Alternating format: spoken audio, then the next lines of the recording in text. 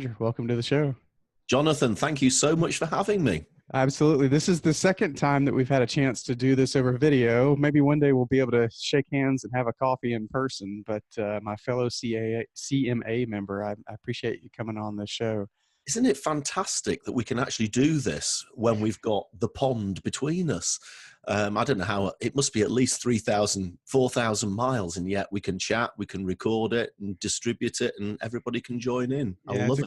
It's a crazy new world we live in. You're right. I mean, it's at least five hours on by time, and who knows how much by flight, right? And here we've known each other. I think I've been a CMA member for a couple of years, maybe a year and a half now. We've known each other for a while, and I was very honored to be on your marketing and finance podcast, and maybe we can talk about that some too. But I think we might be quite frightened to find out that it's probably about 18 months, maybe even getting on for 2 years. You were on the show, so time flies, doesn't it? Time flies when you're having fun. So for the audience's sake, if you could just give them a little bit about your background and kind of how you got to where you are today.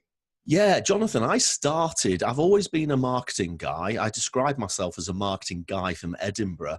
I actually live in Edinburgh, have done for 25 years, but I'm not actually from Edinburgh. I'm from a seaside town in the north of England called Blackpool, which nobody will ever heard of unless they like roller coasters, in which case they'll know because there's a lot of roller coasters in Blackpool. As I say, I've been a marketing guy all of my life, mainly in big corporates. I always describe them as big corporates. And quite a lot of those big corporates were within the UK financial services industry. Interesting. And I guess financial services is the same the world over. It's not the most exciting of industries. It can be a little bit dull. The products can be a bit complicated. They can be a bit toxic as well sometimes. And I've always been quite a simple marketing guy. I like storytelling. I like simple language, and I like really simple messages, which is a little bit of a contradiction in terms if you're working within the financial services industry. And I guess that contradiction between complexity and simplicity has always been something that's motivated me in a way, because I believe that even something as complicated as financial services can be made simple for the customer to understand. And I guess it started off being a bit of a joke when I'd started off and everybody was using all of these ridiculously complicated terms. But then I guess as my career developed and I started to get into more senior roles, I found that I was able to try and influence people and start to bring some of that simplicity into the conversation. And I guess over time, that's almost become my career goal, is to help people keep marketing simple. And to cut a long story short, I spent many years in financial services and worked my way from marketing assistant all the way up to marketing director, and then eventually became managing director of a financial services company. And that was probably the best example of the Peter Principle, getting promoted above your ability. But when I got into the MD role, I suddenly realized that I was further away from the customer than I'd ever been in my career. And this was around about the time, Jonathan, when digital was becoming more mainstream. You know, we were starting to use a video. Mobile phones were becoming more powerful. Twitter started, Facebook started, Instagram came along. And all of a sudden I thought, look at all this incredible technology that we can use to communicate with people, and we can use it to communicate with people quite cost effectively. And all I seemed to run into was barriers from the higher up people in the financial services industry. They'd say, well, we can't do that. We'll break the compliance rules. We can't go live on video because how do we know what people are going to say? What if they say the wrong thing? And I just got increasingly frustrated by this inability to embrace what was being effectively given to us on the plate. And I took the decision, crikey, it's 6 years ago now, this year, that I actually wanted to leave and start my own marketing consultancy business to help people who did want to embrace digital technology, to help them use it and to keep it simple. And I guess in hindsight, it's one of those things that's easy to say, but I wish I'd done it 10 years previously to having done it.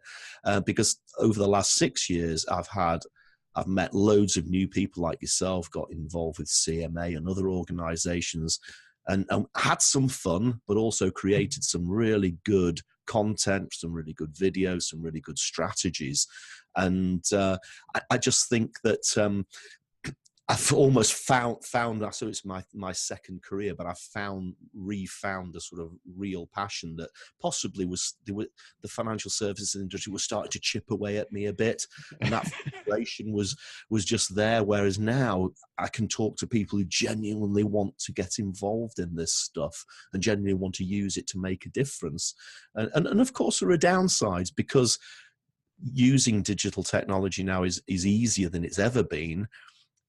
Some people will actually dive in and start trying to communicate before they've actually worked out what their strategy is. So I actually found that the simplicity of the communications element often creates problems elsewhere, and that's probably something we can talk about. Yeah. So basically, marketing guy from Edinburgh, worked in big corporate, got fed up with corporate complexity and reinvented himself as a marketing kept simple speaker and consultant, and editing my book as well on the same subject. Oh, exciting.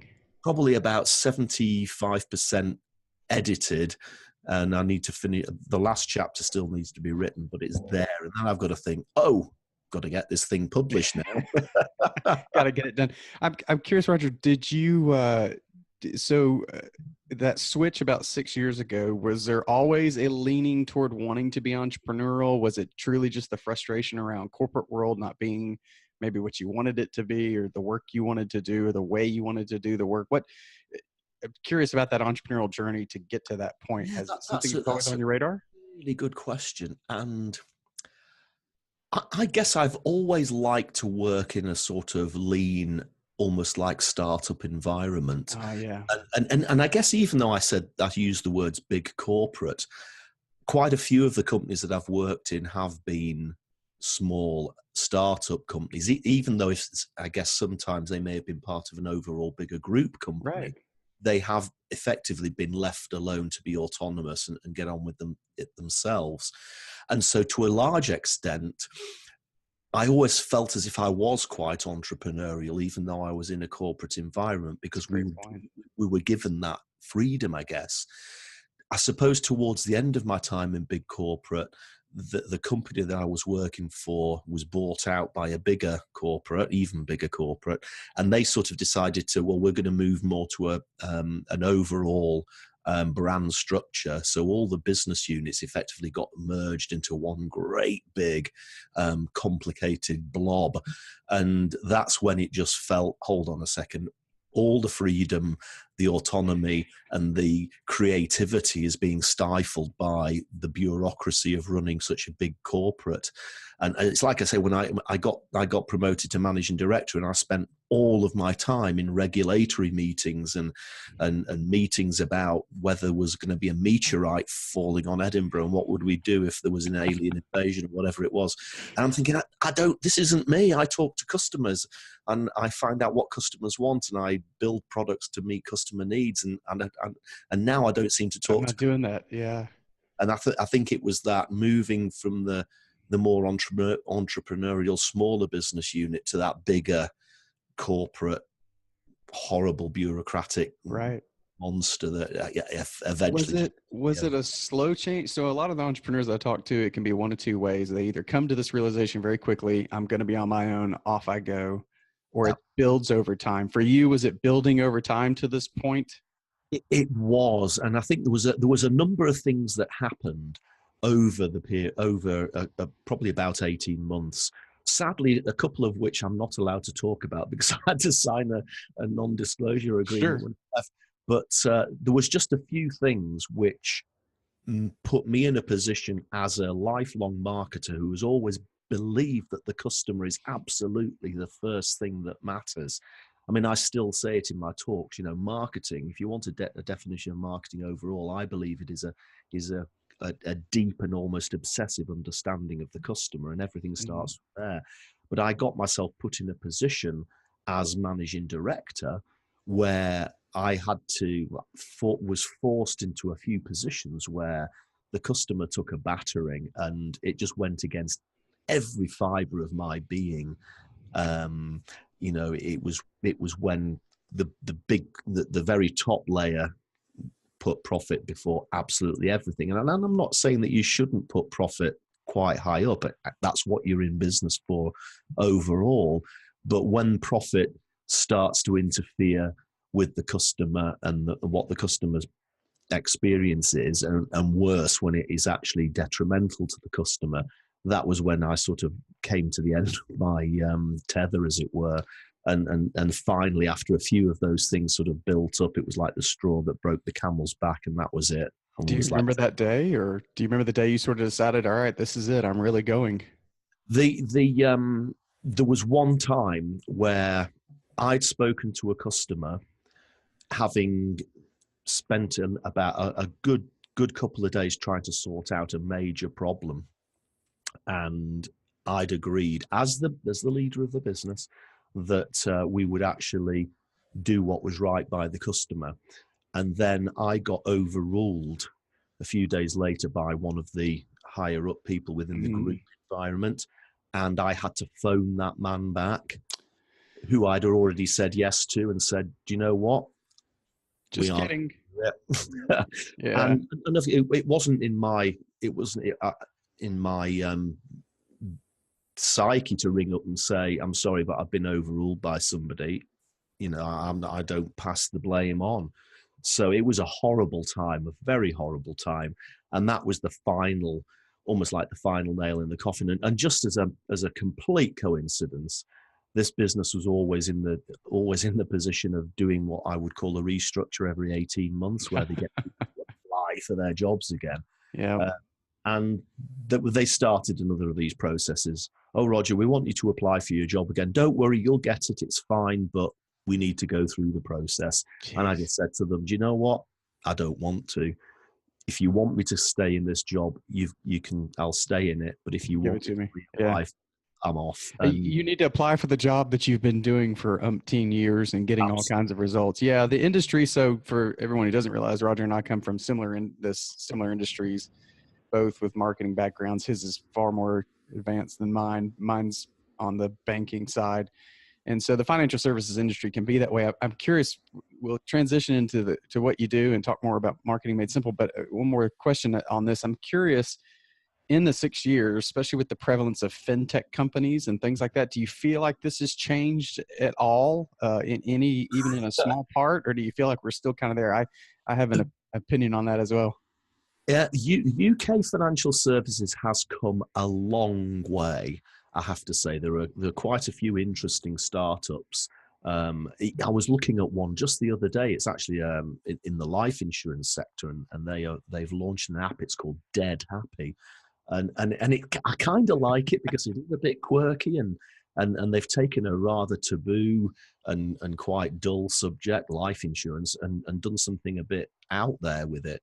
Now it's early days actually. I've been absolutely intrigued to see how it goes down, because some people probably look at it and think this is a bit too close to the edge. But there are companies that are trying things out. But the mainstream, some of the bigger companies, just by the fact that they have been around for so long, and some of them are still operating archaic mainframe systems that, it is still taking companies 2 years to build products. And that's ludicrous when you can put an app together in a couple of weeks. Right.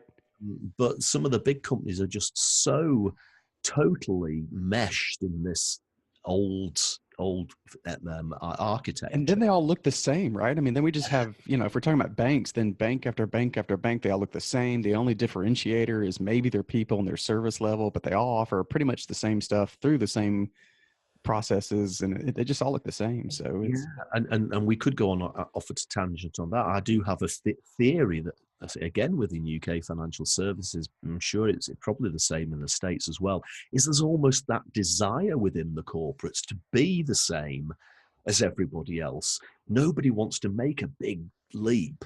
Right. I had conversations, well, we should go here, but that's a big leap, and why don't we just go a little, if I want to jump 100 feet, they'll say, well, why don't we just jump 5 feet? And then and then it's not so much of a big leap, and we don't have to invest as much in it. So, well, the trouble is, somebody will come along and jump 10 feet, and then we'll jump 15 It's and all 20. commoditized. Totally. Yeah. Yeah. You're so right.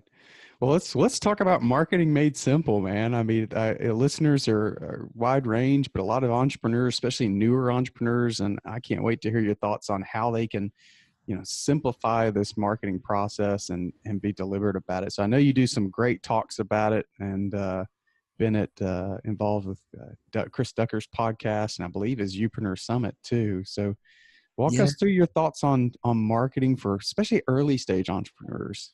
I think it goes back to what I was saying before, Jonathan, about how this digital technology we've now got gives us the ability to communicate with our customers easier and more cost effectively than we've ever done before. Right. Just aside, 15 years ago, still probably one of the most successful marketing campaigns I was ever involved with, involved putting together a video on DVD and sending that DVD out to, I think it was about 25,000 financial advisors in the UK.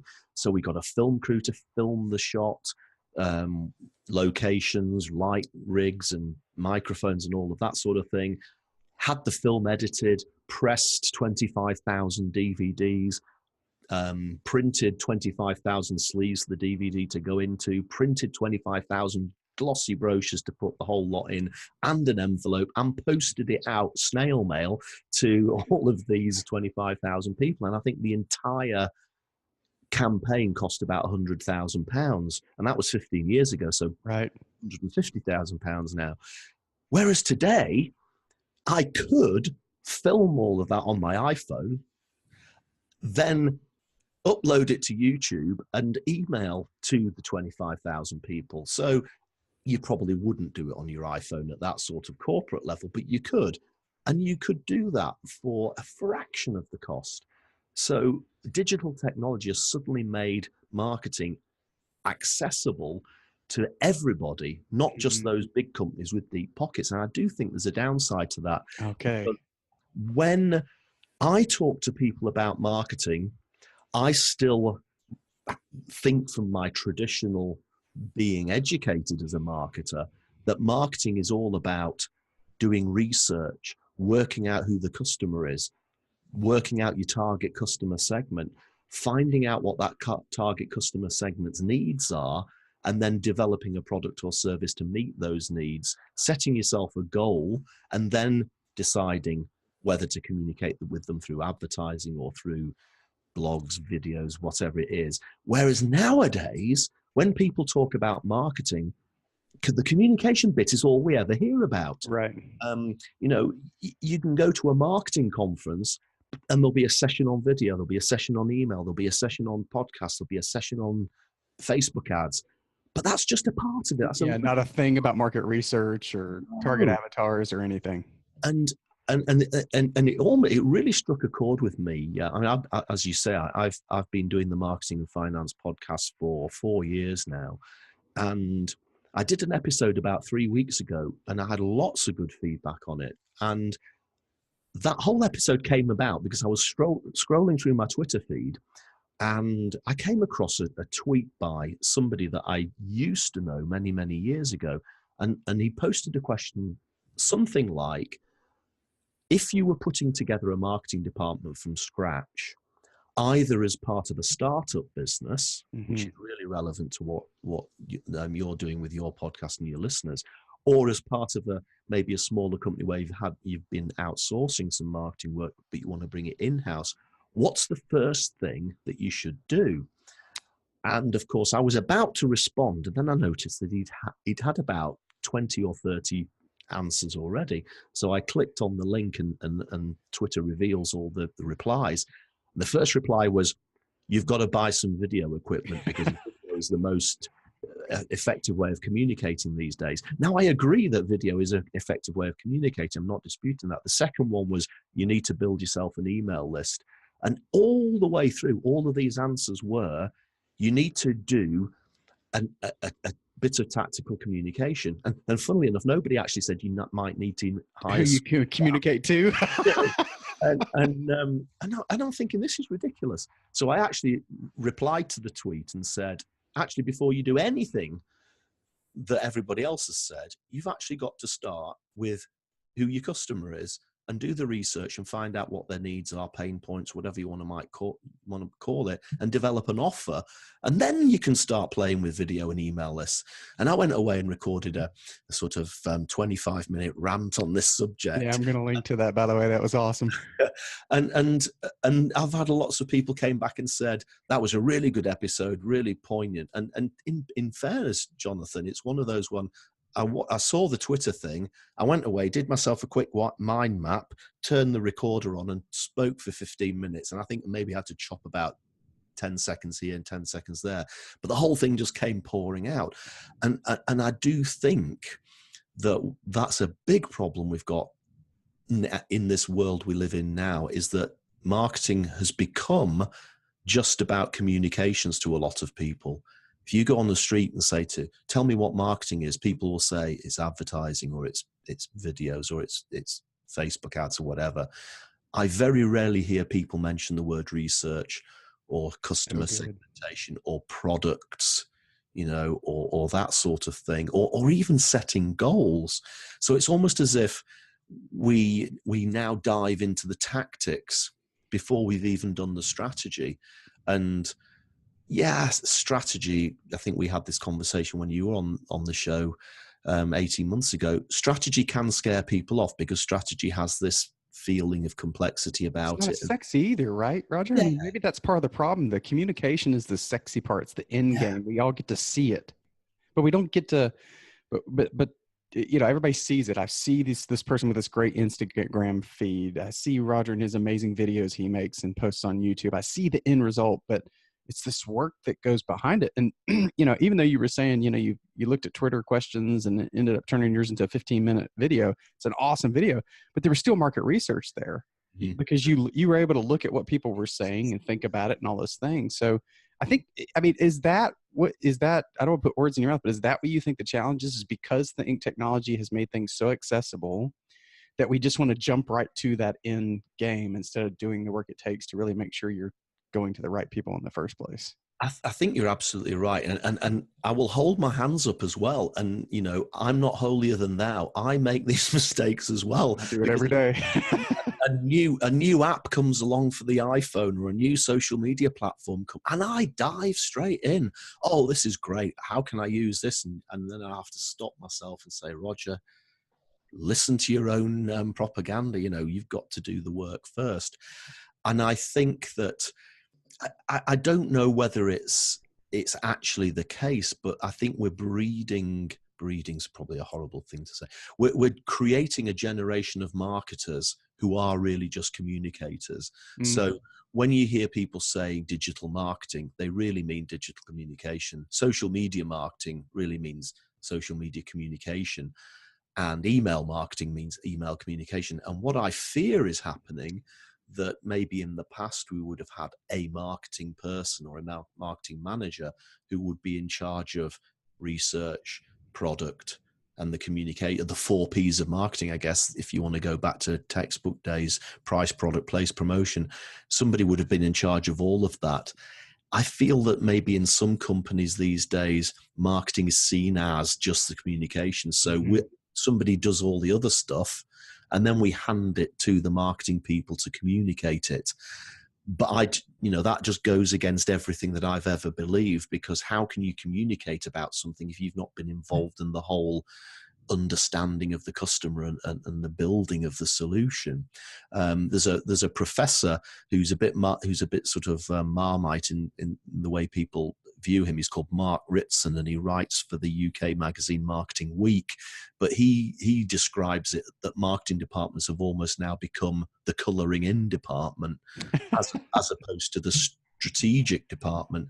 And sadly, you often see that marketing directors or the chief marketing officer often doesn't sit on the board or doesn't sit in the C-suite anymore. They've almost dropped out of that executive level.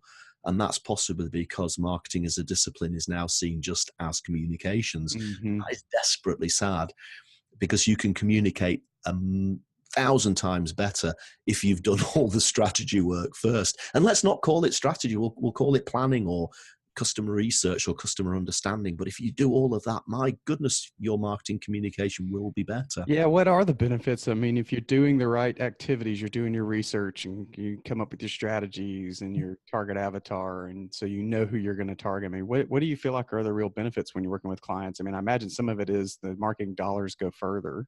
Yeah, I think it's just you, even from the basic tone of voice that you might talk to somebody in. If you say we need to get on Twitter or we need to start writing blogs or doing videos, if you don't know who your customer is, you don't know whether to talk in mechanics language or life insurance person's language or florist's language or cupcake manufacturer's language. You just end up talking generically, and you don't sound as if you're appealing to anybody. So even just from the basics of knowing who your target customer is gives you the ability to shape everything that you do. And again, I guess going back to what we said before, that the strategy side of things does get complicated. I mean, if you pick up a marketing MBA course, you can look at them up on the internet. You know, we're still talking about the 4 Ps of marketing or the 7 Ps. I think there might even be 11 Ps now. You talk about Boston grids and Maslow's hierarchy of needs and all of the SWOT analysis and pest analysis that goes with strategy, and it scares people off. Now, what I try to do with people is tell me, you know, you can do all of that without getting into all of that complicated academic stuff. You know, you don't need to use buzzwords like targeting and segmentation and positioning. You just need to have an offer. You need to have a goal, and then you need to have your activity. And if you do all of those 3 sections, you will create a strategy overall that involves all of those things I mentioned before, like segmentation and targeting. It's just trying to talk about in a slightly simpler way that maybe can appeal to people who haven't got marketing backgrounds, who have never worked in marketing departments or haven't done marketing degrees. So that's what I try to say to people. Work on your offer. That's your first stage. And to get to your offer, you need to answer 3 really easy questions. Okay. Well, the questions are easy, but I guess getting to the answer could be quite hard. But who is your customer? And you said that before, a customer avatar. You could call it an ideal customer. I've heard some people call it a pen portrait, Okay. that sort of thing. And that, you know, you can create an image of a person. You know, some people like to have a ideal customer that has a name, Steve or Bert or something like that, and you know that Steve earns a certain amount of money. Is Steve married or not? Yes or no? How big's his house? Does he drive 1 car or 2 cars?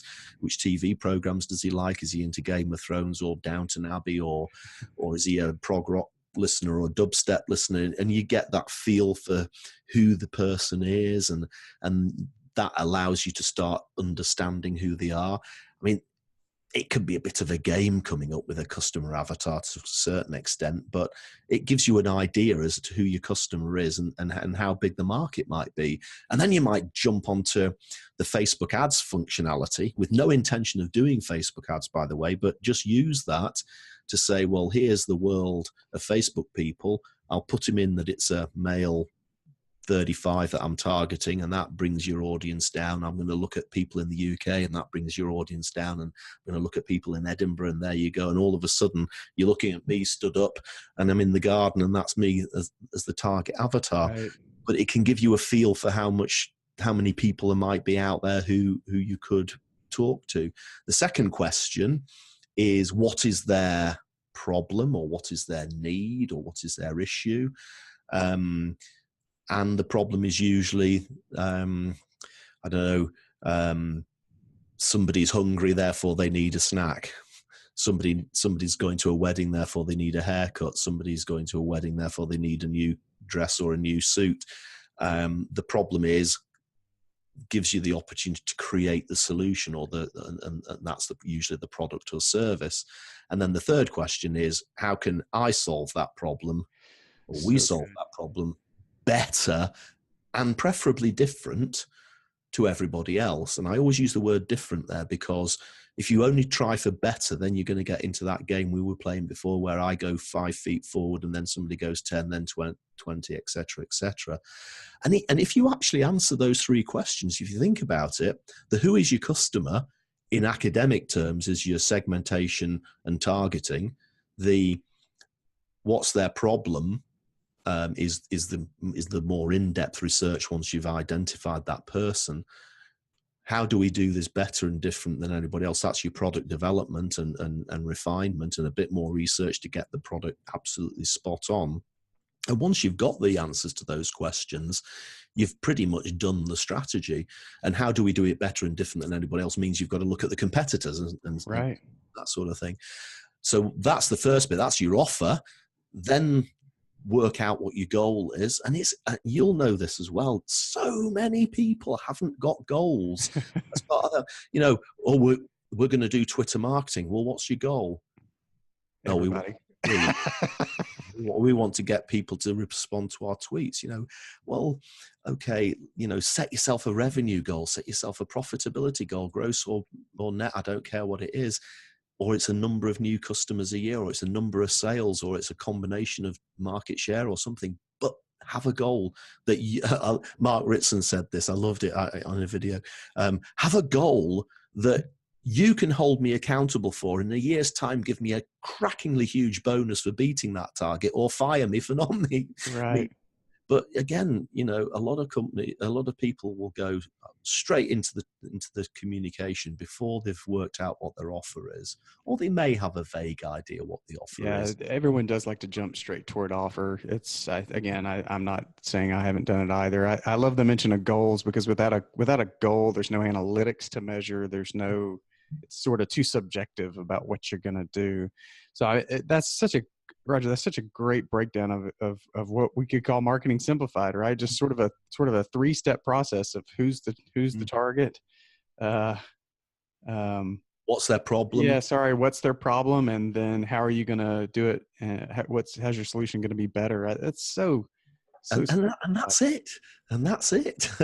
and you know, you can get into Maslow's and pests and SWOTs and all of that, but that to me is that big corporates pay huge consultancy firms millions of dollars to do that, and the startup business, unless they are massively funded, haven't got the time or the budget to do that sort of massive exercise. But even just going through those simple steps that we've just talked about there will give them a massive advantage once they get to talking to the customer. And of course, once you've got your offer, you've got your goal, then you start planning your activity. I call it activity, but that's your communications. That's when you decide, is it video? Is it vlogging? Is it blogs? Is it advertising, good old fashioned advertising? And again, you'll know which is the right. And if you've gone through the steps, it sort of leads you right to where you have to do it. Exactly. And you know, since I've been a consultant, I often have people for, Roger, can you help us with Twitter marketing? Yes, I can. Great. And then I'll say, well, what's your strategy? Who's your customer? Oh, we haven't done that. We just want to do Twitter marketing. And I have to say, Jonathan, I learned quite early on as a consultant that I was losing business by using the strategy word. Of course. Because people were saying, we want to do video. We want to do Twitter. You look quite good on video. Look, help us with it. And that's what I can do, but we've got to do the strategy first. And then that door slams in the face. We'll go away and find somebody who'll just help us do Twitter. And that's fine, because ultimately, I guess they aren't the sort of customer that I would probably avoid working with. But it's quite sad that we've got to this situation where we have got this amazing technology, but it maybe has created this environment where people want to dive more into the tactics now than they've ever wanted to do before, and the strategy has become something that's out there, done by somebody else, or is out of reach, or is too complicated. And wow, let's fix it. Let's get people thinking about the customer and the need again, and you know, it will help your success and help you meet those goals. Wow, better than you could believe. Fantastic stuff. Thank you so much for all of that. So before I let you go, is there a great place for people to connect with you if they want to learn more about what you do? Yeah, my website is rogeredwards.co.uk, Roger Edwards. Some people spell Roger with a D, I don't, so it's rogeredwards.co.uk. On Twitter, I'm Roger_Edwards, and those are probably the two main places that I hang out. I am on LinkedIn as well, but if you go to the website or Twitter, you can link back to any of those other places as well. And I'm always delighted to talk marketing with people, and especially how to put that strategic plan together in a simple and easy to understand way. So get in touch if you want to. Thank you so much, Roger, for being on the show. Really appreciate it. I absolutely love talking to you, Jonathan, as always, and hope to see you again in person at some point so we can raise a glass together. Sounds like a plan. Thanks a lot.